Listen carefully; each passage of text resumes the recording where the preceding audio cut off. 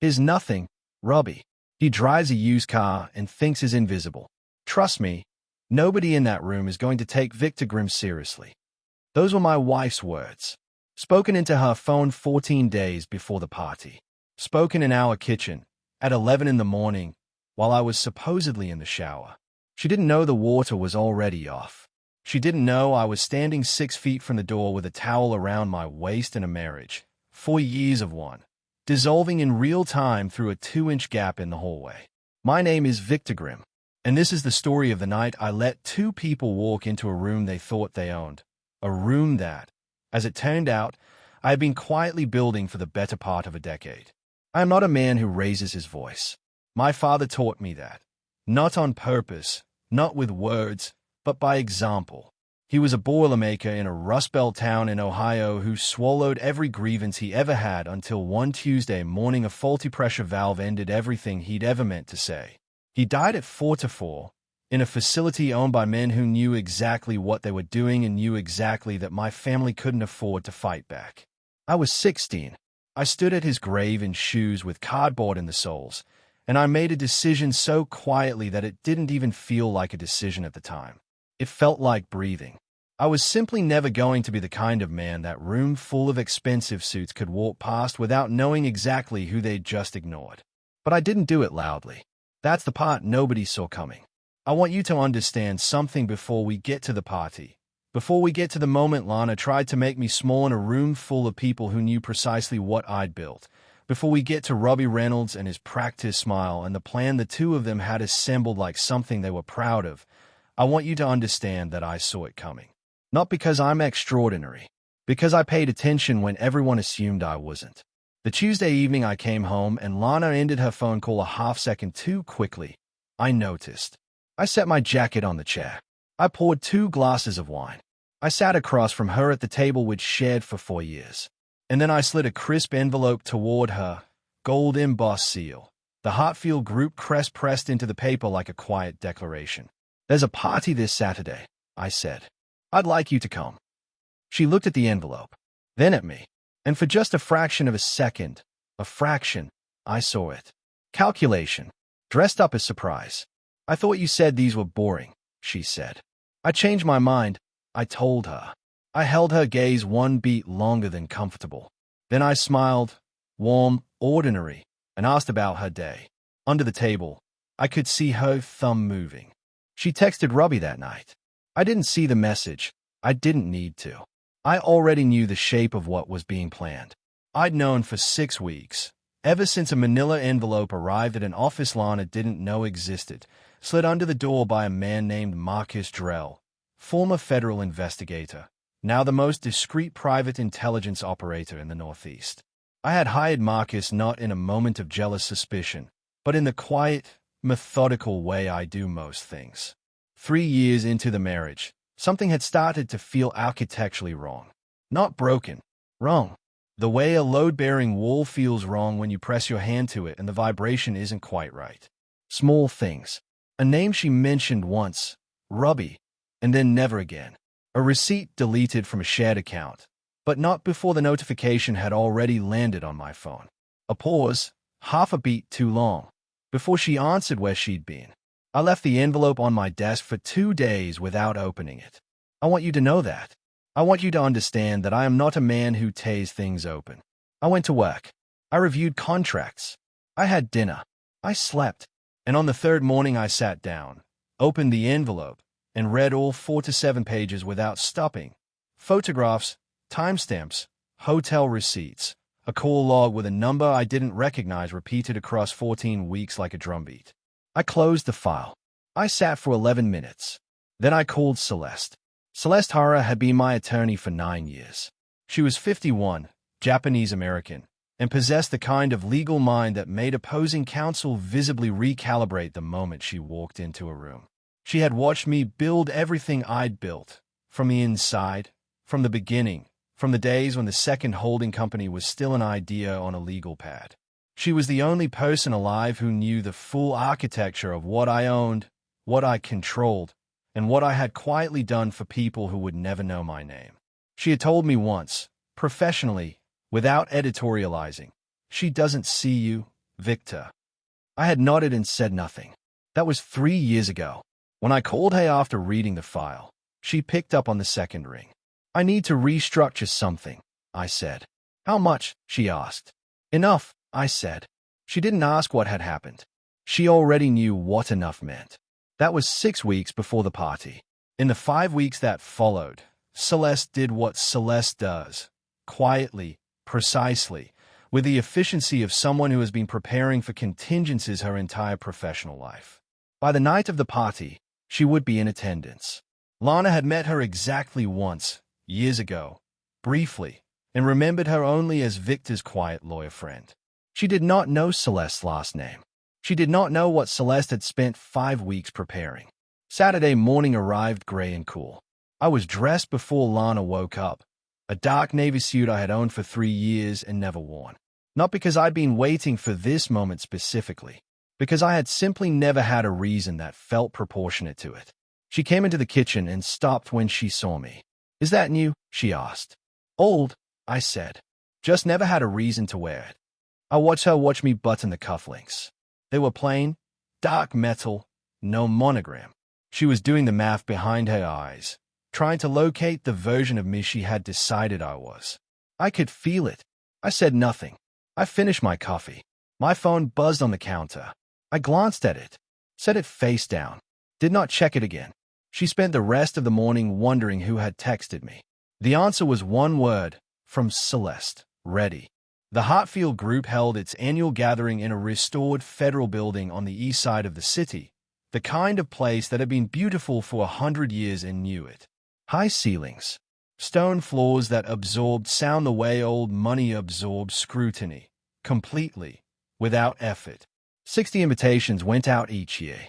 Judges, senators operating at the quiet frequency where real decisions get made. Men and women who had built things or inherited things or both, and who all shared one common fluency. They knew, within 30 seconds of meeting someone, exactly who they were dealing with. I had attended for 3 years. Alone, each time. I had told Lana it was a networking dinner. She called it boring without ever attending and had never asked to come. I had not pushed. I had my reasons for keeping those two worlds separate. The world people saw when they looked at me, and the world that actually existed. And the Hartfield room was one of the few places where both worlds occupied the same space simultaneously. I had not been ready for Lana to see that. Not until now. Not until I had something to show her that I needed her to understand completely and permanently and without any possible misreading. We arrived at 7:20. Lana had dressed carefully. She was always precise about rooms like this, always knew instinctively what a space required of her. She looked beautiful. I noticed it the way you notice the weather. Accurately, and without sentimentality. I gave her my arm as we walked in. The room was already humming, champagne flutes catching light, the low orchestral murmur of 60 important people being carefully relaxed with each other. Lana scanned the space the way she always did in social situations, her eyes moving in that practiced arc that cataloged everyone worth cataloging within the first 4 to 5 seconds of entry. I watched her find Robbie. He was near the bar, already positioned inside a cluster of men in suits, already performing. He caught her eye, gave her a small, private smirk, the smirk of a man who believed he was ahead of something. She stayed close to me. That was phase 1. I knew it was phase 1 because Marcus Drell's 4 to 7 pages had included, among other things, 3 photographs taken through the window of a downtown hotel room where Lana and Robbie had sat across from each other at a table with what appeared to be handwritten notes between them. I had looked at those photographs for a long time. Not because of the betrayal. I had already processed the betrayal, alone, in 11 minutes of stillness 6 weeks prior. I looked at them because of the notes. Because they had planned it on paper, like a project, like something that required logistics. And there is a particular species of coldness in that which takes longer to absorb than the betrayal itself. We moved through the room slowly. I nodded at people, and hey is where I need you to understand something. Not about me, but about what Lana was seeing and what it was doing to her in real time, whether she admitted it to herself or not. The people I nodded at did not nod back the way you nod at a pleasant acquaintance. They nodded back specifically. with the slight forward weight of people who owe something or respect something, or are simply in the presence of someone whose name means more to them than a stranger's name has any right to. A white-haired man near the fireplace. I'll tell you later that he was the managing trustee of one of the largest regional infrastructure funds in the country. Caught my eye across the room and gave me a single, deliberate nod. The kind that contains a sentence. Lana almost said something. I felt it. The slight intake of breath beside me, the fractional turn of her head. But the moment passed, and she smoothed it over, and I said nothing. Across the room, Robbie had launched into a story. He was good at this, genuinely good. I'll give him that. He had the social timing of someone who had studied rooms the way a musician studies tempo. The cluster around him leaned in. He glanced at Lana over their shoulders. See how easy this is. See what you could have. See the room I can command. And the glance said all of it without a word. I put my hand gently on Lana's back. There's someone I want you to meet, I said. She assumed it was nobody important. I steered her to the far side of the room, away from Robbie, toward a woman standing near the tall windows with a glass of sparkling water and the particular stillness of someone who is never waiting, only observing. Celeste turned as we approached. She extended her hand to Lana with a professional warmth that was perfectly calibrated, welcoming enough to be polite, measured enough to convey that the warmth had limits and conditions. Lana, she said, I've heard a great deal about you. Her smile didn't reach her eyes.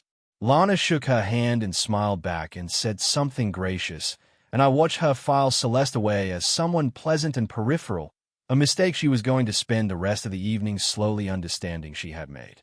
Robbie detached from his group 20 minutes into the evening with the practiced ease of a man who had rehearsed spontaneity. He found Lana near a window during a moment I had deliberately created, stepping aside to exchange a word with a contact, and they stood close without touching, which is its own kind of touching. He looks tense, Robbie murmured, not looking at her. He looks fine, Lana said, but the question mark in her voice betrayed her. Phase 2 in 20 minutes, Robbie said. Follow my lead. He drifted toward the center of the room and inserted himself, with surgical precision, into a conversation between two men who carried the specific gravity of people who make decisions that affect other people's lives. He laughed at the right moment, referenced something impressive. One of the men clapped him on the shoulder, the reflex of someone being polite while mentally moving on. Lana watched from across the room, and for a moment, I saw it happen. Because I was watching her the way I had been watching everything all evening. She almost believed it. The version of her life where Robbie was the right choice and I was the footnote. It was there on her face for approximately 4 seconds. Then one of the men Robbie was impressing glanced across the room. His expression shifted. Not dramatically, not theatrically, just the subtle reorganization of a face that has spotted something it considers significant. He said something to the other man. Both of them looked in the same direction. They were looking at me. Robbie didn't notice. He kept talking. The two men had gone politely quiet, doing what people in rooms like this always do when they want to end a conversation without ending it. They smiled, they nodded, and they waited for the sentence to finish so they could cross the room. They crossed the room. The federal appellate judge reached me first. He shook my hand with both of his, the handshake that means something, and said, loud enough for the small orbit around us to hear, Victor, when I heard you'd finally come with your wife, I was genuinely glad.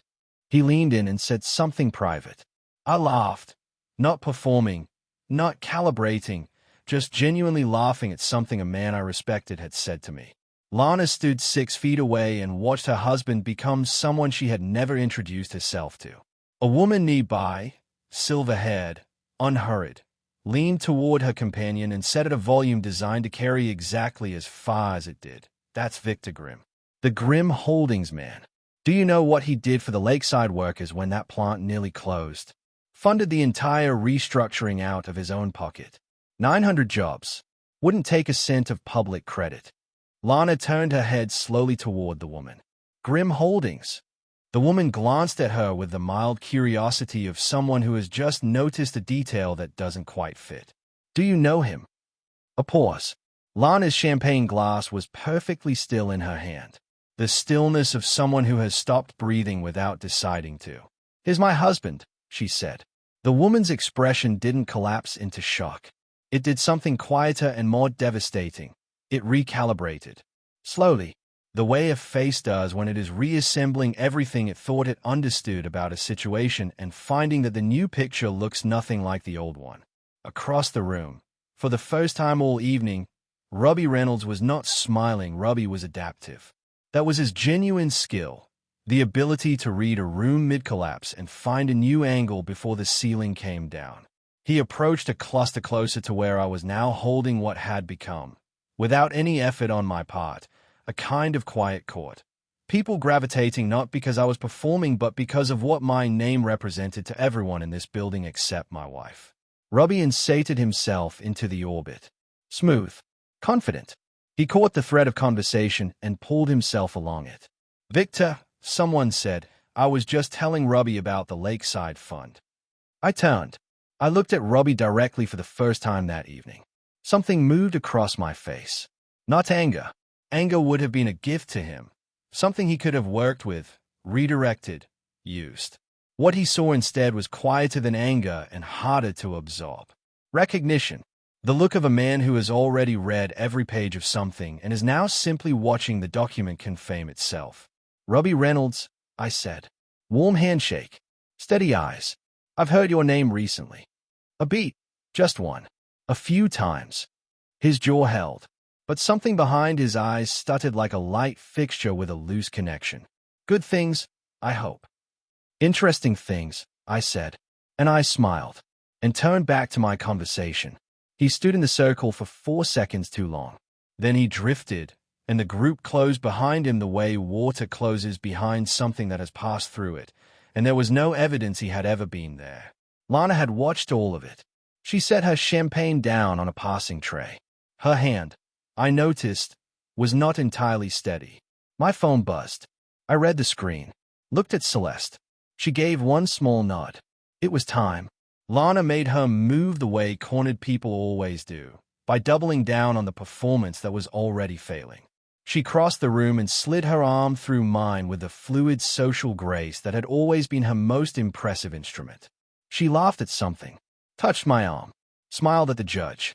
She was performing the perfect wife with the commitment of someone who believes the performance can still reverse the situation if executed cleanly enough. I let her. I didn't stiffen. I introduced her naturally. Then she made the mistake that lives inside all desperate improvisations.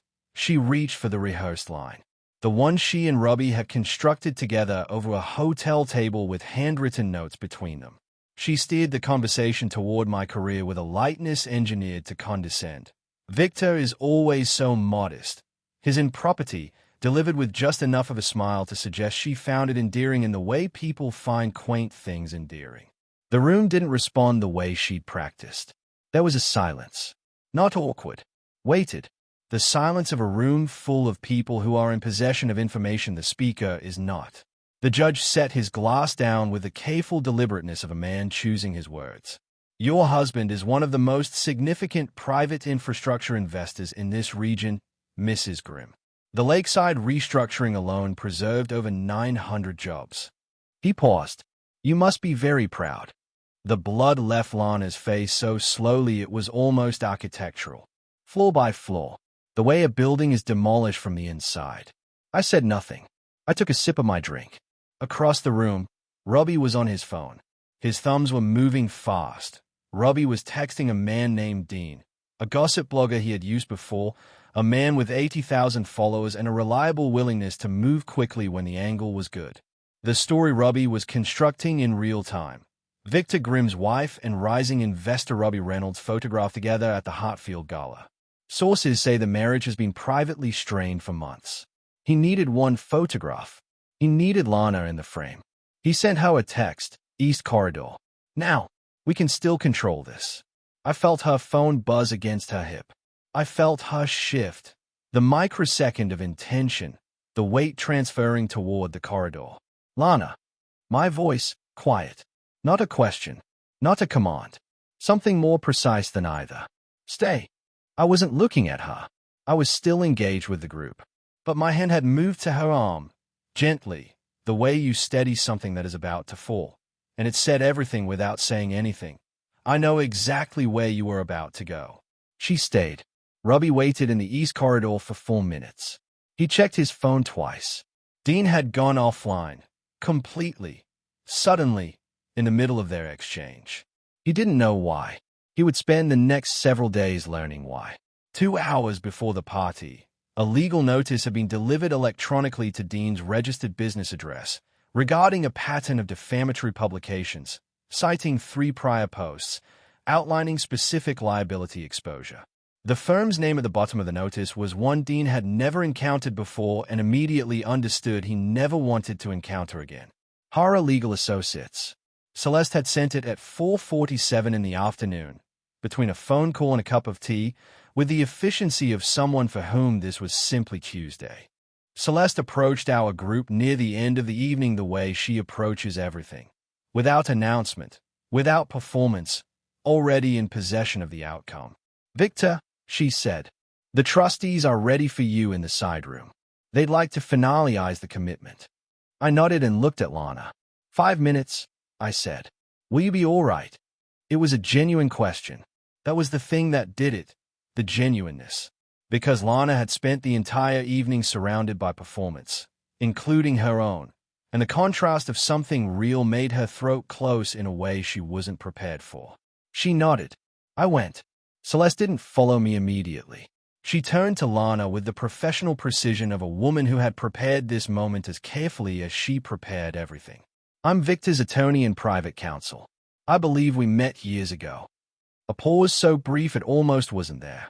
"I want you to know, as a courtesy, because Victor wouldn't tell you this himself, that what's happening in that side room is Victor committing $22 million to a regional development trust. A decision he made 3 weeks ago." She held Lana's gaze with the steadiness of someone who has delivered difficult information before and has learned that looking away is a kindness people don't actually benefit from. Before anything else was decided. Before anything else was decided. The phrase entered the air between them and stayed there. "What do you mean?" Lana asked. Her voice was barely present. "You'll want to speak with Victor," Celeste said. "Tonight, I think." She walked away. Lana turned and found Robbie across the room, watching her face. Whatever he read there made him set his drink down very slowly, with the careful movement of a man who has just understood that the ground beneath his plan is no longer solid. Robbie made one final calculation. He crossed the room, extended his hand to me as I returned from the side room. A handshake launched with the confidence of a man trying to look like he still had options. "Victor, Robbie Reynolds. I think we've moved in some of the same circles." I shook his hand. Firm, unhurried. The handshake of a man who has nowhere urgent to be. "We have," I said. "In fact, I had you looked into, Robbie, about 5 weeks ago." Conversational. Factual. The tone you use when you're discussing weather or traffic. Interesting portfolio. Some gaps, but interesting. His hand was still in mine. His grip had gone soft, not dramatically, just slightly, the way confidence leaks when the floor tilts. "Looked into," he said. "Due diligence," I said pleasantly. "I do it with anyone my wife has spent significant time with." The sentence arrived in the space between the three of us and rearranged everything. Robbie released the handshake. Lana, standing 2 feet away, had stopped breathing for the second time that evening. I looked at Robbie, then at Lana, then at neither of them in particular, at the middle distance, the way you look when something is finished. "I'm not a difficult man," I said, "but I'm a thorough one. Enjoy the rest of your evening." I walked away to say goodbye to the judge. I never raised my voice. I never broke character. I never gave either of them the satisfaction of watching me bleed. Behind me, I heard Robbie's voice, urgent and low. "How much does he know?" I didn't hear Lana's answer. I didn't need to. The drive home was 11 minutes. I drove. Lana sat with her hands in her lap with the stillness of someone who has run out of performance and doesn't yet know what to do with the silence underneath it. 3 minutes in, she said my name. "Not tonight," I said. "Let's get home." She watched my profile for a long time. I know because I could feel it, the weight of being seen by someone who is only now, After 4 years, actually looking. She had spent those years building a story about me. Invisible, modest to the point of mediocrity, a man whose quietness was limitation rather than choice. And now she was sitting in a car next to the ruins of that story, and the vertigo of it was visible in every line of her face. "The Lakeside Fund," she said finally. "How long?" 7 years, I said. 7 years. The modest car, the ordinary condo, the unremarkable bank account she had judged and found insufficient. 7 years of building something enormous and silent while she decided I was nothing. She looked out the window. "Robbie," she started. "I know what Robbie is," I said. "I've known for 6 weeks. I know about the hotel on Caldwell Street. I know about the plan for tonight. I know about Dean's block." I glanced at her, not with anger, because anger would have required me to still be standing in the rubble of something, and I had already quietly walked away from the rubble weeks ago. I looked at her with something harder and cleaner than anger: clarity. "I invited you tonight because you deserve to see, clearly, in the right room, what you were choosing to walk away from." She was quiet for a long time. "What happens now?" she asked. I pulled into our street, parked, turned off the engine, sat with a question for a moment that felt longer than it was. "That," I said, "is entirely up to you." I got out. I closed the door. Behind me, through the glass, I heard the first sound she'd made all evening that wasn't performance. She was crying, not because she was caught. I understood that even then, walking toward our front door in the dark. She was crying because she had finally, fully understood what she had thrown away, and the understanding had arrived approximately 4 years too late. 1 week later, my private office, the one registered to a holding company on a street Lana had never had reason to visit. Celeste sat across from me.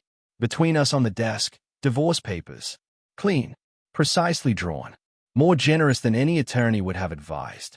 Celeste reviewed each page with the thoroughness she applied to everything. "You're giving her the condo," she said. "It was her home too," I said. 3 years of support. "She'll need time to rebuild." No sarcasm in it. None. Celeste looked up from the papers and studied me the way she had studied me for 9 years, with a particular tension of someone who has watched a person be consistently, almost unreasonably, themselves. "You could have destroyed him in that room," she said. "You had documentation, witnesses. The room was yours. Every person at Hartfield would have believed you. You could have ended Robbie Reynolds in 11 minutes and he would have had no recourse." She set the papers down. "Why didn't you?" I was quiet for a moment. "Because I didn't go for them," I said. "I went because I needed to know, one final time, in the clearest possible light, whether Lana knew what she had." I looked at my hands. The plain cufflinks. The dark suit. "Now I know, and I can move forward." Celeste reached into her briefcase and slid one more document across the desk. A printed email chain. "Robbie's creditor situation has been accelerating for 14 months. Without the Hartfield connections and without Lana as a social bridge, his consulting pipeline is finished. Is going to land somewhere very ordinary, without you lifting a finger." I looked at the document. Then I slid it back across the desk, unopened. "Not my business," I said. I signed the papers, capped the pen, stood and buttoned my jacket, the same dark navy suit, because I still hadn't found a reason to stop wearing it. For the first time in a very long time, I felt light. Not triumphant, not vindicated. Light. The specific lightness of a man who has been carrying something heavy and has set it down in exactly the right place at exactly the right time. I picked up my phone. Dialed. "Clear my schedule Thursday," I said when Celeste's assistant answered. "I want to visit the Lakeside site."